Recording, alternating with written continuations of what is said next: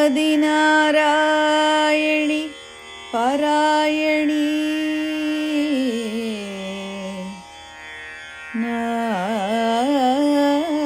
ನಾದಮಯೇ ಗಜಲಕ್ಷ್ಮೀ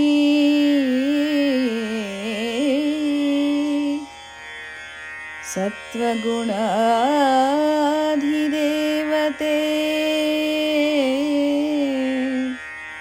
ಅಮರವಂದಿತ ಪಾದ ಪಂಕರುಹೇ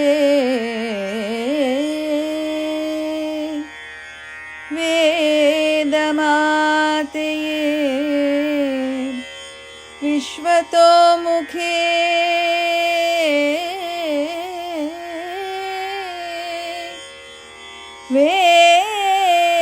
ವೇದಮಾತೆಯೇ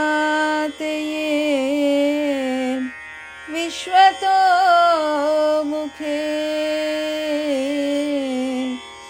ಐದು ಭೂತಾಧಾರಿಯನಿಪ ಈ ದ್ವಾದಶಾತ್ಮಜ್ಯೋತಿ ರೂಪಿಯೇ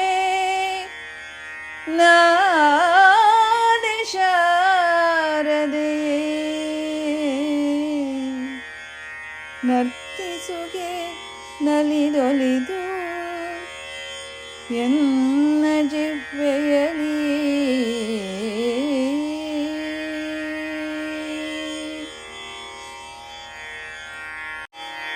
ಕಾಯ್ದರು ಸತ್ಯವನು ವನವಾಸಾಯತವ ನೆರೆಗೆಲಿದು ಪಾಂಡವರಾಯರೋಲೈಸಿದರು ಬಂದು ವಿರಾಟ ನಗರಿಯಲಿ ಕಾಯ್ದರು ಸತ್ಯವನು ವನವಾಸಾಯತವ ನೆರೆಗೆಲಿದು ಪಾಂಡವರಾಯರೋಲೈಸಿದರು ಬಂದು ವಿರಾಟ ನಗರಿಯಲಿ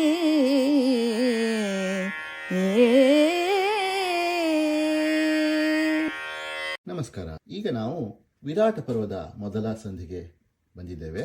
ಇದರ ಸೂಚನಾ ಪದ್ಯ ಹೀಗಿದೆ: ಕಾಯ್ದರು ಸತ್ಯವನು ವನವಾಸಾಯತವ ನೆರೆಗಲಿದು ಪಾಂಡವರಾಯರೋಲೈಸಿದರು ಬಂದು ವಿರಾಟ ನಗರಿಯಲ್ಲಿ. ವನವಾಸದ 12 ವರ್ಷಗಳು ಕಳೆದಿವೆ. ಈಗ ಇನ್ನು ಮುಂದಿನ ವರ್ಷ ಅಜ್ಞಾತವಾಸ, ಅಂದರೆ ಯಾರಿಗೂ ತಿಳಿಯದಂತೆ ಒಂದು ಕಡೆ ಇರಬೇಕು ಅನ್ನುವುದು ಅವರ ಪಗಡೆ ಆಟದಲ್ಲಿ ಅವರು ಸೋತಾಗ ಇದ್ದಿದ್ದಂತಹ ನಿಯಮ. ಎಲ್ಲಿ ಇದ್ದರೆ ದುರ್ಯೋಧನನ ಕಡೆಯವರಿಗೆ ತಿಳಿಯೋದಿಲ್ವೋ ಅಲ್ಲಿ ಇರಬೇಕೆಂದು ಪಾಂಡವರು ಬಹಳ ಯೋಚಿಸ್ತಾರೆ.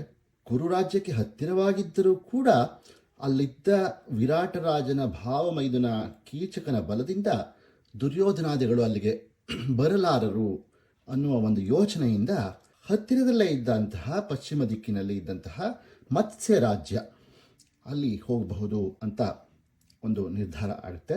ಮತ್ತೆ ಅಲ್ಲಿ 1 ವರ್ಷ ಕಳೆಯೋಣ, ಬೇರೆ ಬೇರೆ ಪಾತ್ರಗಳನ್ನು ವಹಿಸುವುದರ ಮೂಲಕ ಬೇರೆ ಬೇರೆ ಹೆಸರಿನಲ್ಲಿ ಹೋಗಿ ಅಲ್ಲಿ 1 ವರ್ಷ ಕಳೆಯೋಣ ಅಂತ ನಿರ್ಧಾರ ಮಾಡ್ತಾರೆ. ಧರ್ಮರಾಯನು ಕಂಕಭಟ್ಟನೆಂಬ ಸನ್ಯಾಸಿಯಾಗಿ, ಭೀಮನು ವಲನೆಂಬ ಅಡುಗೆಯವನಾಗಿ, ಮತ್ತೆ ಅರ್ಜುನನು ಬೃಹನ್ನಳೆ ಎಂಬ ಒಂದು ನಪುಂಸಕ ನೃತ್ಯ ಶಿಕ್ಷಕನಾಗಿ ಅಲ್ಲಿ ಹೋಗಬೇಕು ಅಂತ ನಿರ್ಧರಿಸ್ತಾರೆ. ಹಾಗೆ ನಕುಲ ಸಹದೇವರು ಅಲ್ಲಿಯ ಗೋಶಾಲೆ ಮತ್ತೆ ಅಶ್ವಶಾಲೆಗಳಿಗೆ ಅಲ್ಲಿ ಕೆಲಸ ಮಾಡೋದಕ್ಕೆ ನಿರ್ಧರಿಸ್ತಾರೆ. ದ್ರೌಪದಿಯು ತಾನು ಸೈರಂಧ್ರಿ, ಅಂದರೆ ಅಂತಃಪುರದಲ್ಲಿ ಕೆಲಸ ಮಾಡುವಂತಹ ಒಂದು ಹೆಣ್ಣಾಗಿ ಹೋಗಬಹುದು ಅನ್ನುವ ಒಂದು ಅಭಿಪ್ರಾಯವನ್ನು ವ್ಯಕ್ತಪಡಿಸ್ತಾಳೆ. ತಮ್ಮಲ್ಲಿದ್ದ ಎಲ್ಲ ಆಯುಧಗಳನ್ನು ಒಂದು ಪ್ರಾಣಿಯ ಚರ್ಮದಲ್ಲಿ ಕಟ್ಟಿ ಯಾವುದೋ ಹೆಣವೆಂಬಂತೆ ಆ ವಿರಾಟ ನಗರದ ಹೊರಗಡೆ ಇದ್ದ ಸ್ಮಶಾನದಲ್ಲಿ ಒಂದು ಬನ್ನಿ ಮರಕ್ಕೆ ಕಟ್ಟುತ್ತಾರೆ. ಮರುದಿನ ಒಬ್ಬೊಬ್ಬರಾಗಿ ಆ ಮತ್ಸ್ಯರಾಜನ ಆಸ್ಥಾನಕ್ಕೆ ಹೋಗ್ತಾರೆ. ಹೋಗಿ ತಮ್ಮನ್ನು ಪರಿಚಯ ಮಾಡ್ಕೊಂಡ್ಬಿಟ್ಟು ತಾವು ಇಲ್ಲಿ ತಮಗೆ ಆಶ್ರಯವನ್ನು ಕೇಳ್ತಾರೆ. ವಿಶೇಷ ಅಂತ ಹೇಳಿದ್ರೆ, ತಾವು ಮೊದಲು ಇಂದ್ರಪ್ರಸ್ಥದಲ್ಲಿ ಇದ್ದೆವು, ಅಲ್ಲಿ ಧರ್ಮರಾಯನ ಆಸ್ಥಾನದಲ್ಲಿ ಅಥವಾ ಅಲ್ಲಿ ಅಡುಗೆ ಶಾಲೆಯಲ್ಲಿ ಅಥವಾ ದ್ರೌಪದಿಯ ಅಂತಃಪುರದಲ್ಲಿ ಇದ್ದೆವು ಅಂತ ಹೇಳಿಬಿಟ್ಟು ಎಲ್ಲರೂ ಹೇಳಿಕೊಂಡು ಬೇರೆ ಬೇರೆಯಾಗಿ ಹೋಗಿ ಅಲ್ಲಿ ಆಶ್ರಯವನ್ನು ಪಡ್ಕೋತಾರೆ. ಬಹುಶಃ ಇದಕ್ಕೆ ಕವಿಯೊಂದು ಯಾಕೆ ಕಾರಣ ಕೊಡೋದಿಲ್ಲ, ಆದರೆ ಒಂದು ವೇಳೆ ಇವರು ಒಬ್ಬರಿಗೊಬ್ಬರು ಮಾತಾಡ್ತಾ ಇರೋದೇನಾದರೂ ಕಂಡು ಬಂದರೆ ಅನುಮಾನ ಬರದೇ ಇರಬೇಕು ಅನ್ನೋ ಕಾರಣಕ್ಕೋಸ್ಕರ ಹಾಗೆ ಮಾಡಿದಂತೆ ತೋರುತ್ತೆ. ಯಾಕೆಂದರೆ ಈ ನಗರಿಯಲ್ಲಿ ಒಬ್ಬ ನಕುಲ ಮತ್ತು ಸಹದೇವರು ಒಬ್ರಿಗೊಬ್ರು ಮಾತಾಡ್ತಾ ಇದ್ದರೆ, ಅಥವಾ ದ್ರೌಪದಿ ಮತ್ತು ಕಂಕಭಟ್ಟ ಯಾವುದೋ ಕಾರಣದಲ್ಲಿ ಮಾತಾಡ್ತಾ ಇದ್ದರೆ ಯಾರಿಗೂ ಅನುಮಾನ ಬರಬಾರ್ದೆಂದು ಅವರು ಈ ರೀತಿ ಹೇಳಿರಬಹುದು ಅಂತ ನಾವೊಂದು ಊಹೆಯನ್ನು ಮಾಡ್ಬೋದು. ಇದರ ಜೊತೆಗೆ ಕೊನೆಗೆ ಬಂದ ದ್ರೌಪದಿ ಸುದೇಶ್ನೆ ಎಂಬ ವಿರಾಟ್ ರಾಜನ ಪತ್ನಿಯನ್ನ ನೋಡಿ, ನನಗೆ 5 ಜನ ಗಂಧರ್ವರ ಪರತಿಗಳಿದ್ದಾರೆ, ಈಗ ಸದ್ಯದಲ್ಲಿ ಅವರಿಂದ ದೂರವಾಗಿದ್ದೇನೆ, ನನಗೆ ಆಶ್ರಯ ಬೇಕು. ಹಿಂದೆ ನಾನು ದ್ರೌಪದಿಗೆ ತಪ್ಪುರದಲ್ಲಿ ಅವಳಿಗೆ ಮುಡಿಯನ್ನು ಬಾಚುವಂತಹ ಅಲಂಕಾರ ಮಾಡುವಂತಹ ಸೈರಂಧ್ರಿಯ ಕೆಲಸ ಮಾಡ್ತಾ ಇದ್ದೆ, ಇಲ್ಲಿ ಕೂಡ ಅದೇ ಕೆಲಸವನ್ನು ಮಾಡ್ತೇನೆ, ನನಗೆ ಆಶ್ರಯ ಕೊಡಿ ಅಂತ ಕೇಳಿದಾಗ ಸುದೇಶ್ನೆ ಬಹಳ ಸಂತೋಷದಿಂದ ಅವಳನ್ನು ನೇಮಿಸ್ಕೋತಾಳೆ. ಒಂದು 10 ತಿಂಗಳು ಯಾವುದೇ ವಿಶೇಷ ಇಲ್ಲದೆ ನಡೆಯುತ್ತೆ ಅನ್ನೋದಕ್ಕೆ ಈ ಸಂಧಿ ಮುಕ್ತಾಯವಾಗುತ್ತೆ. ಕುಸುಮ ಶರನುರವಣೆಯ ಗಾಯದಲ್ಲಿ ಎಸುಗೆ ಒಡೆದನು ಕೀಚಕನು, ತನ್ನ ಹಸುವಿನಳತೆಯ ನೋಡದೆಯೇ ತುಡುಕಿದನು ದ್ರೌಪದಿಯ. ಕುಸುಮ ಶರನುರವಣೆಯ ಗಾಯದಲ್ಲಿ ಎಸುಗೆ ಒಡೆದನು ಕೀಚಕನು, ತನ್ನ ಹಸುವಿನಳತೆಯ ನೋಡದೆಯೇ ತುಣುಕಿದನು ದ್ರೌಪದಿಯ.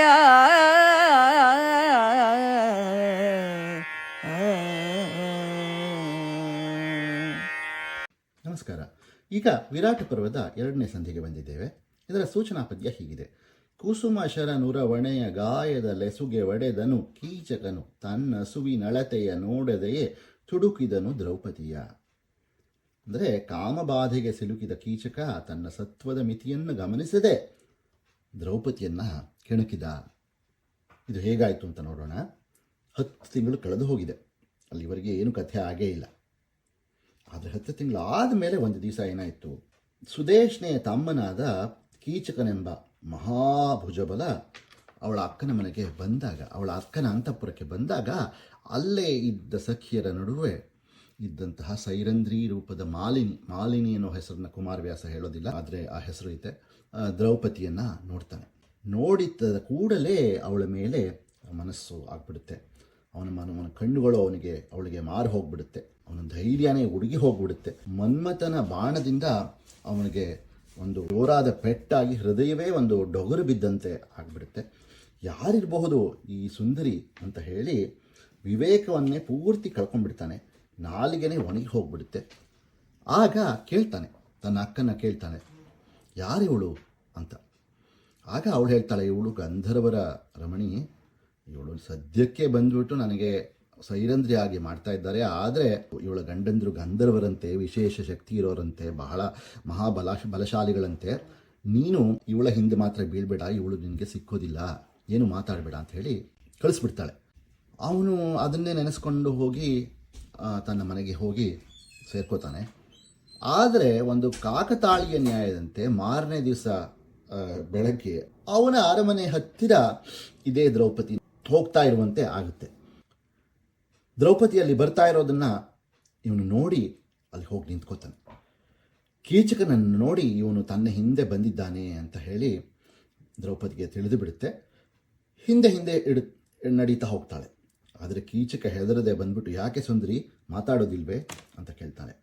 ಆಗ ದ್ರೌಪದಿ, ನನ್ನ ಹತ್ರ ಬರಬೇಡ, ನಿನ್ನ ಅರಮನೆಗೆ ನೀನು ಹೋಗು, ನಾನು ನಿನ್ನ ವಶ ಆಗೋದಿಲ್ಲ.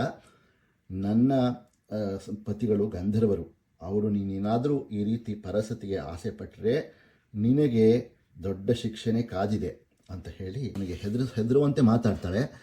ಆದರೆ ಈ ರೀತಿ ಕಾಮಾತುರಾಣಾಂ ನ ಭಯಂ ನ ಲಜ್ಜಾ ಎಂಬಂತೆ ಕೀಚಕನಿಗೆ ಆ ಯಾವ ಭಯವೂ ಕೂಡ ತಟ್ಟೋದಿಲ್ಲ. ಅವಳನ್ನು ಹಿಂಬಾಲಿಸ್ತಾನೆ ಇರ್ತಾನೆ. ಆಯಿತಾ, ನೀನು ಹಂಬಲಿಸಬೇಡ, ನೀನು ಹೊರಟು ಹೋಗು, ತೊಲಗು, ನೀನು ಸೋತಿದ್ಯಾ, ನನಗೆ ಇದು ಚಾಪಲ್ಯ, ಆದರೆ ನೀನು ಇಲ್ಲಿಂದ ಹೊರಟು ಹೋಗ್ಬಿಡು, ನನ್ನ ಪತಿಗಳು ಖಂಡಿತ ಈ ವಿಷಯವನ್ನು ಸಹಿಸೋದಿಲ್ಲ, ಇಲ್ಲದೇ ಇದ್ದರೆ ನಿನಗೆ ಸಾವೇ ಸಿದ್ಧ ಅಂತ ಹೇಳಿ ಅಲ್ಲಿಂದ ಹೊರಟು ಬಿಡ್ತಾಳೆ.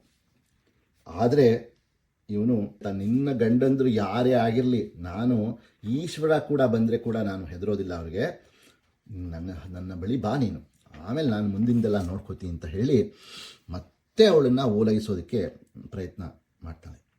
ದ್ರೌಪದಿ, ಮತ್ತೆ ನೀನು ಮಾರಿಯ ಜೊತೆ ಸರಸಾಡ್ತಾ ಇದ್ದೀಯ, ನೀನು ಅದರಿಂದ ನೀನು ಸಾವನ್ನು ಕೂಡಕ್ಕೆ ಬಯಸ್ತಾ ಇದ್ದೀಯಾ, ನೀನು ಉರಿತಾ ಇರೋ ಒಂದು ಪ್ರತಿಮೆಯನ್ನು ಅಪ್ಕೊಳ್ಳೋದಕ್ಕೆ ಪ್ರಯತ್ನ ಪಡ್ತಾ ಇದೀಯಾ, ನೀನು ಖಂಡಿತ ನನ್ನ ಹಿಂದೆ ಬರಬೇಡ ಅಂತ ಹೇಳಿ ಅಲ್ಲಿಂದ ಹೊರಡ್ತಾನೆ. ಇವಳು ಹೊರಟುಬಿಟ್ಟು ಓಡ್ ಹೋದರೆ ಇವನು ಹಿಂದೆನೇ ಹೋಗ್ತಾನೆ. ಹೋಗ್ಬಿಟ್ಟು ಸುದೇಶ್ನೆಯನ್ನು ಮತ್ತೆ ನೋಡ್ತಾನೆ. ನೋಡು, ಈ ಸೈರಂಧ್ರಿ ನನ್ನ ಮಾತನ್ನು ಒಂದು ಸ್ವಲ್ಪನೂ ಮಾಡ್ತಾ ಇಲ್ಲ, ಒಪ್ಪುತ್ತಾ ಇಲ್ಲ, ನೀನು ಹೇಗಾದರೂ ಮಾಡಿ ಅವಳನ್ನು ಒಪ್ಪಿಸಬೇಕು, ನನ್ನ ಕಡೆಗೆ ಕಳಿಸ್ಬೇಕು ಅಂತ ಕೇಳ್ತಾನೆ. ಸುದೇಶ್ನೆ ಈಗಲೂ ಬುದ್ಧಿ ಹೇಳೋದಕ್ಕೆ ಪ್ರಯತ್ನ ಪಡ್ತಾಳೆ. ಅವಳ ಗಂಡರು ಸುರರಿಗೂ ನಮಗೂ ಬಹಳ ಅಂತರವಿದೆ, ಅವರು ಮುನಿದರೆ ಆ ಗಂಧರ್ವರು ಅಥವಾ ದೇವತೆಗಳು ಇವ್ರನ್ನೆಲ್ಲ ನಾವು ತಡೆಯೋದಕ್ಕಾಗೋದಿಲ್ಲ, ನಮ್ಮನ್ನು ಯಾರು ಕಾಯ್ತಾರೆ, ನೀನು ಯಾವುದೇ ಕಾರಣಕ್ಕೂ ನೀನು ಈ ರೀತಿ ಕೆಲಸ ಮಾಡಬೇಡ ಅಂತ ಕೇಳ್ಕೊತಾಳೆ. ಆದರೆ ಕೀಚಕ, ಅಕ್ಕ ನಿನಗೆ ಮರಳು, ನನ್ನನ್ನು ಎದುರಿಸುವಂತಹ ಯಾವ ಗಂಧರ್ವನೂ ಇಲ್ಲ, ಯಾವ ದೇವತೆಯೂ ಇಲ್ಲ, ನೀನು ಅವಳನ್ನ ಹೇಗಾದರೂ ಮಾಡಿ ನನ್ನನ್ನು ಓಲೈಸುವಂತೆ ಮಾಡಬೇಕು ಅಂತ ಹೇಳಿ ಅವಳು ಕಾಲಿಗೆ ಬಿದ್ದು ಬಿಡ್ತಾನೆ. ಈಗ ಇವಳಿಗೆ ತಮ್ಮನ ಮೇಲೆ ಒಂದು ರೀತಿ ಪ್ರೀತಿ, ಒಂದು ಕಡೆಯಿಂದ ಭಯ, ಅವನೇನಾದರೂ ಮಾಡಿ ತನ್ನ ರಾಜ್ಯಕ್ಕೆ ಧಕ್ಕೆ ತರ್ತಾನೋ, ತನ್ನ ಗಂಡನಿಗೆ ಧಕ್ಕೆ ತರ್ತಾನೋ ಅನ್ನೋ ಒಂದು ಭಯ ಕೂಡ ಅವಳಲ್ಲಿ ಇತ್ತು ಅಂತ ಕಾಣುತ್ತೆ. ಸದ್ಯಕ್ಕೆ ಅದು ಬೀಸೋದೊಣ್ಣೆ ತಪ್ಪಿದ್ರೆ 1000 ವರ್ಷ ಆಯಿಸು ಅನ್ನೋ ಗಾದೆ ರೀತಿ, ನೀನು ಹೋಗು, ನಿನ್ನ ಹೇಗಾದರೂ ಮಾಡಿ ನಾನು ಅವಳನ್ನ ನಾಳೆ ನಿನ್ನ ಅರಮನೆಗೆ ಕಳಿಸ್ತೀನಿ, ನೀನು ಹೊರಟು ಹೋಗ್ಬಿಡು ಈಗ ಅಂತ ಹೇಳಿ ಸದ್ಯದ ತೊಂದರೆ ತಪ್ಪಲಿ ಅಂತ ಹೇಳಿಬಿಟ್ಟು ಮನೆಗೆ ಕಳಿಸ್ತಾಳೆ. ಆ ಕೀಚಕನಿಗೆ ಇನ್ನು ನಾಳೆ ಯಾವಾಗ ಆಗುತ್ತೋ, ನಾಳೆ ಅವಳು ಯಾವಾಗ ಬರ್ತಾಳೋ, ಅವಳನ್ನು ನೋಡೋದು ಹೇಗೆ, ಅವಳನ್ನ ಮಾತಾಡೋದು ಹೇಗೆ ಅಂತ ಅದನ್ನೇ ನೆನಪಿಸಿಕೊಂಡು ಇನ್ನು ರಾತ್ರಿ ಆಗೋದನ್ನೆಲ್ಲ ಒಂದೊಂದು ಕ್ಷಣವೂ ಅವಳಿಗೆ ಒಂದೊಂದು ಯುಗವಾಯ್ತಂತೆ. ಕೀಚಕನಿಗೆ ಅರೆಗಳಿಗೆ ಯುಗವಾಗಿ ಅಂತ ಕವಿ ಹೇಳ್ತಾನೆ. ಮತ್ತೆ ಸೂರ್ಯಕ್ಕೆ ಪೂರ್ವ ದಿಕ್ಕಿನಲ್ಲಿ ಬಂದಾಗ ಅವನಿಗೆ ಒಂದು ನೆಮ್ಮದಿ, ಆಹಾ ಮರುದಿನ ಆಗಿದೆ, ಇನ್ನೇನು ನನ್ನನ್ನು ನೋಡೋದಕ್ಕೆ ಆ ಸೈರಂಧ್ರಿ ಬರ್ತಾಳೆ ಅಂತ ಒಂದು ನಿಟ್ಟುಸಿರನ್ನ ಇಡ್ತಾನೆ ಅನ್ನೋದಕ್ಕೆ ಈ 2ನೇ ಸಂಧಿ ಮುಕ್ತಾಯವಾಗುತ್ತೆ. ರಾಯ ಕುರುಬಲ ವಿಲಯನು ಅಭುಜಾಯತಾಕ್ಷಿಯ ಸಲಹಿ, ಕೀಚಕರಾಯ ವಂಶಾರಣ್ಯವನು ಸವರಿದನು ಕಲಿಭೀಮ. ರಾಯ ಕುರುಬಲ ವಿಲಯನು ಅಭುಜಾಯತಾಕ್ಷಿಯ ಸಲಹಿ, ಕೀಚಕರಾಯ ವಂಶಾರಣ್ಯವನು ಸವರಿದನು ಕಲಿಭೀಮ.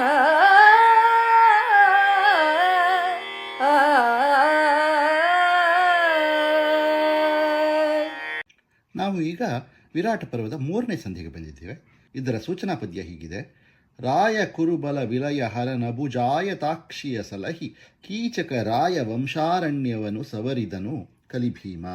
ಅಂದರೆ ಯಾವ ಕೌರವ ಸೇನೆಗೆ ಪ್ರಳಯ ಕಾಲದ ಶಿವ ಹರನಂತೆ ಇರುವಂತಹ ಭೀಮ, ಅವನು ಕೀಚಕ ವಂಶವನ್ನು ಸಂಪೂರ್ಣವಾಗಿ ನಾಶ ಮಾಡಿ ಪತ್ನಿಯಾದ ದ್ರೌಪದಿಯನ್ನು ಕಾಪಾಡ್ತಾನೆ ಅಂತ ಈ ಸಂಧಿಯ ಸಾರಾಂಶ. ಇದೊಂದು ದೊಡ್ಡ ಸಂಧಿ, 100 ಪದ್ಯಗಳಿಗಿಂತ ಹೆಚ್ಚು ಇರುವಂತಹ ಸಂಧಿ ಇದು. ಹಿಂದಿನ ಸಂಧಿಯಲ್ಲಿ ಕೀಚಕ ಬಂದುಬಿಟ್ಟು ತನ್ನ ಅಕ್ಕನನ್ನು ಕೇಳ್ಕೊಂಡಿದ್ದ, ಹೇಗಾದರೂ ಮಾಡಿ ಈ ಸೈರಂಧ್ರಿಯನ್ನು ನನ್ನ ಮನೆಗೆ ಕಳುಹಿಸು ಅಂತ. ಇವಳು ಸುದೇಶ್ನೆ ಅವನ ಮಾತಿಗೆ ಮರಳಾಗಿ ದ್ರೌಪದಿಯನ್ನು ಅವನ ಮನೆಗೆ ಕಳಿಸೋಕ್ಕೆ ಒಂದು ನೆಪವಾಗಿ ತಮ್ಮನ ಮನೆಗೆ ಹೋಗಿ ಅಲ್ಲಿರುವಂತಹ ಒಂದು ಜಾಡಿಯಲ್ಲಿ ಮಧುವನ್ನು ತೆಗೆದುಕೊಂಡು ಬಾ ಅಂತ ಅಪ್ಪಣೆ ಮಾಡ್ತಾಳೆ. ಆಗ ಕೂಡಲೇ ಸೈರಂಧ್ರಿ ಹೇಳ್ತಾಳೆ, ನಿಮ್ಮ ತಮ್ಮ ಕೆಟ್ಟವನು, ನನ್ನನ್ನು ಅಲ್ಲಿಗೆ ದಯವಿಟ್ಟು ಕಳಿಸ್ಬೇಡಿ, ಬೇರೆ ಯಾರನ್ನಾದರೂ ಕಳಿಸಿ, ಅವನ ಕಣ್ಣು ದೃಷ್ಟಿ ಚೆನ್ನಾಗಿಲ್ಲ, ಅವನ ನೋಟ ಚೆನ್ನಾಗಿಲ್ಲ ಅಂತ. ಸುದೇಶ್ನಿಗೆ ಬಹಳ ಕೋಪ ಬಂದುಬಿಡುತ್ತೆ. ನೀನು ನನ್ನ ಸೈರಂಧ್ರಿ, ನಾನು ಹೇಳಿದ ಮಾತನ್ನು ನೀನು ಕೇಳಬೇಕಾಗತ್ತೆ ಅಂತ ಭಾಳ ಭುಗಿಲ್ ಅಂದುಬಿಡ್ತಾಳಂತೆ.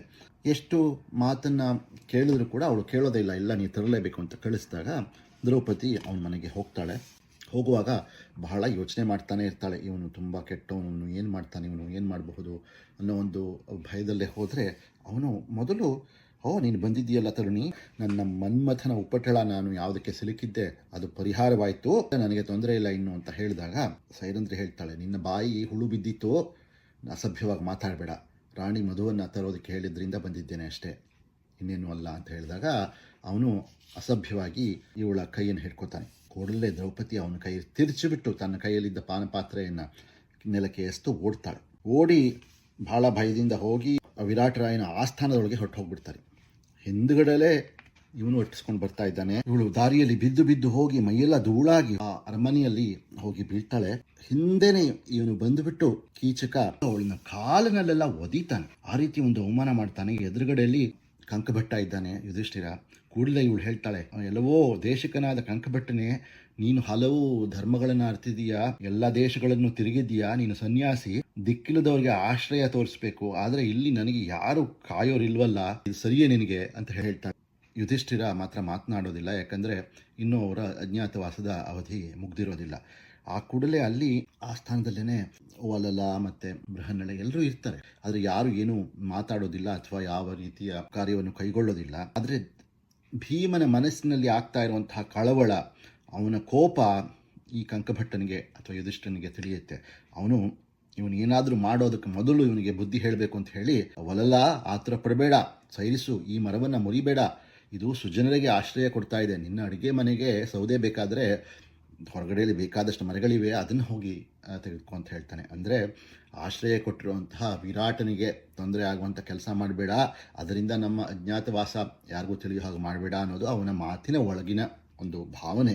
ದ್ರೌಪದಿಗೆ ಅದು ಮನಸ್ಸಿಗೆ ಸಮಾಧಾನ ಕೊಡುವಂತಹ ಮಾತಂತೂ ಖಂಡಿತ ಅಲ್ಲ. ಅಂತಃಪುರಕ್ಕೆ ಹೋಗಿ ಸುದೇಶ್ನೆಯನ್ನು ಕಾಣ್ತಾಳೆ. ಸುದೇಶ್ನೆ, ಅನ್ಯಾಯ ಆಗಿದೆ ನಿನಗೆ ಅಂತ ಅನ್ಸುತ್ತೆ ನನಗೆ, ಅವನು ಬಹಳ ಕೆಟ್ಟವನು, ನನ್ನ ತಮ್ಮ ಮಹಾ ಪಾಪಿ, ಅವನಿಗೆ ಏನಾದರೂ ಶಿಕ್ಷೆ ಮಾಡಿಸ್ತೀನಿ ಅಂತ ಹೇಳಿದಾಗ, ನೀವೇನು ಹೇಳಬೇಡಿ, ನನಗೆ ಆ ಪರಿಸ್ಥಿತಿಯನ್ನು ನೋಡಿ ನನ್ನ ಪತಿಗಳು ಗಂಧರ್ವರು ಬಂದು ಏನಾದರೂ ಮಾಡೇ ಬಿಡ್ತಾರೆ ಅವನ್ನ, ನಿಮಗೂ ಗೊತ್ತಾಗಲಿ ಅಂತ ಹೇಳಿದ್ದೀನಿ ಅಷ್ಟೇ ಅಂತ ಹೇಳ್ತಾಳೆ.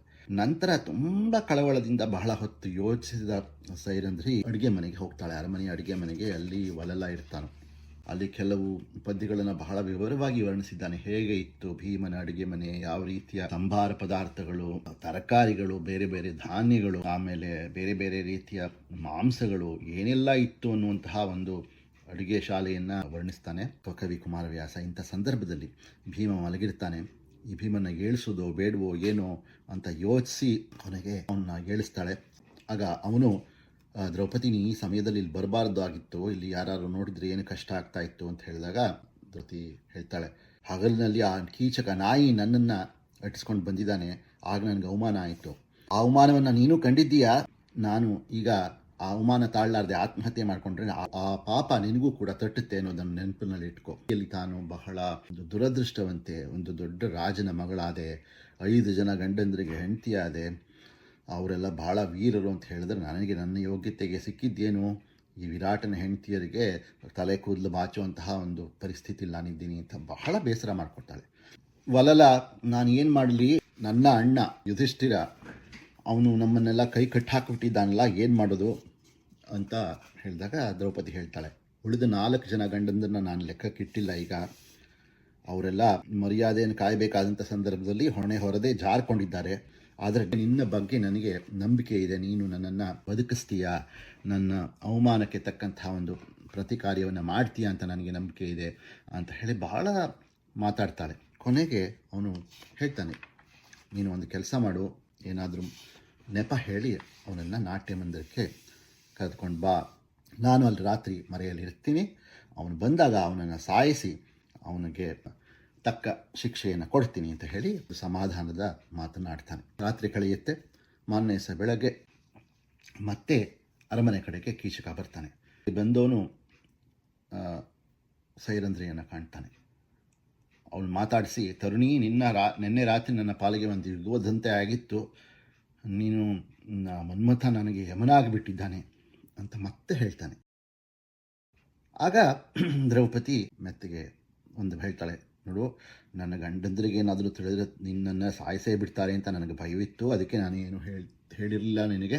ಆದರೂ ಇರಲಿ, ನೋಡೋಣ, ಇವತ್ತು ರಾತ್ರಿ ಭೇಟಿ ಮಾಡೋಣ, ನಾಟ್ಯ ಮಂದಿರದಲ್ಲಿ ಇರು, ನಿನಗೆ ಗೊತ್ತಾಗದ ಹಾಗೆ ನಾನು ಬರ್ತೀನಿ, ನಿನ್ನ ಸಮಯ ಆಗಿದೆ ಅಂತ ಹೇಳ್ತಾಳೆ. ಅವನು ತಾವಿಬ್ಬರು ಭೇಟಿ ಮಾಡುವಂಥ ಸಮಯವಾಗಿದೆ ಅಂತ ಅಂದ್ಕೊಂಡ್ರೆ ದ್ರೌಪದಿ ಹೇಳಿದ್ದು ಅವನ ಸಮಯ ಈ ಭೂಲೋಕದಲ್ಲಿ ಯಾರು ಹೋಗಿದೆ ಅಂತ. ಸಾಯಂಕಾಲ ಆಯಿತು. ಅವನು ಬಹಳ ಅಲಂಕಾರ ಮಾಡಿಕೊಂಡು ಹೊರಟಿದ್ದಾನೆ ಆ ಕಡೆಯಲ್ಲಿ.